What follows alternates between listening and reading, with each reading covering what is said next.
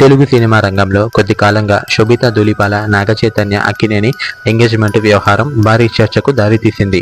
గత కొద్ది కాలంగా డేటింగ్ చేస్తున్న వీళ్ళిద్దరూ పెళ్లి చేసుకోవాలని నిర్ణయించుకోవటం, వారి నిర్ణయానికి అక్కినేని, ధూళిపాల కుటుంబాల నుంచి ఆమోదం లభించడం అంతా చకచకా జరిగిపోయాయి. ఈ క్రమంలో సమంత పెళ్లి విషయం కూడా సోషల్ మీడియాలో ట్రెండింగ్ వ్యవహారంలో మారింది. ఆ వివరాలకు వెళితే, నాగచైతన్య ఎంగేజ్మెంట్ తర్వాత సమంతకు సంబంధించిన వీడియోలు, పోస్టులు వైరల్ అవుతున్నాయి. విడాకులకు దారితీసిన పరిస్థితులకు తనకెలాంటి సంబంధం లేదనే విషయాన్ని ఆమె ప్రస్తావించటంపై ఆమె అభిమానులు సానుకూలంగా స్పందిస్తున్నారు.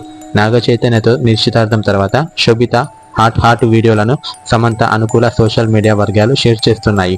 అయితే సమంత విడాకులకు కారణం ఐటెం సాంగ్స్ లేదా హాట్ సీట్లలో నటించకూడదు, అలాగే సోషల్ మీడియాలో బోల్డ్ ఫోటోషూట్స్ చేయకూడదనే ఆంక్షలు విధించటం ప్రధాన కారణమైందనే విషయాన్ని ప్రస్తావిస్తున్నారు.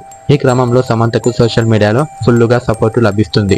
ఇక ఇదిలా ఉంటే, నాగచైతన్య శోభిత ధూళిపాల నిశ్చితార్థం తర్వాత సమంత కూడా వివాహం చేసుకోవాలనే యోచనలో ఉన్నట్లు తెలుస్తోంది. విడాకుల సమయంలో తనకు అండగా నిలిచిన సన్నిహితులు, స్నేహితులు కూడా మ్యారేజ్ విషయంలో అండగా నిలుస్తున్నట్లు తెలుస్తున్నది.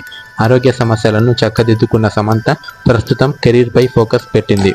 అయితే స్నేహితులు, సన్నిహితుల సూచన మేరకు ఆమె త్వరలోనే రెండో పెళ్లి చేసుకోవాలని నిర్ణయించుకున్నట్లు తెలుస్తోంది. ఈ క్రమంలో ఆమె త్వరలోనే తన పెళ్లి విషయంలో ఓ నిర్ణయం తీసుకుంటున్నట్లు సమాచారం. ఇప్పటికిప్పుడే అలాంటి నిర్ణయం ఉండకపోవచ్చనే విషయం కూడా సన్నిహితులు వెల్లడిస్తున్నారు.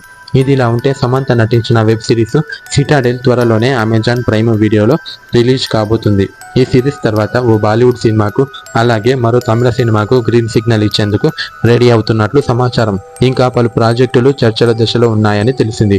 మరి సమంత రెండో పెళ్లి గురించి, ఆమె నిజంగా రెండో పెళ్లి చేసుకుంటుందా, లేదా అలాగే నాగచైతన్య జ్ఞాపకాలతో ఆమె అలా మిగిలిపోతుందా?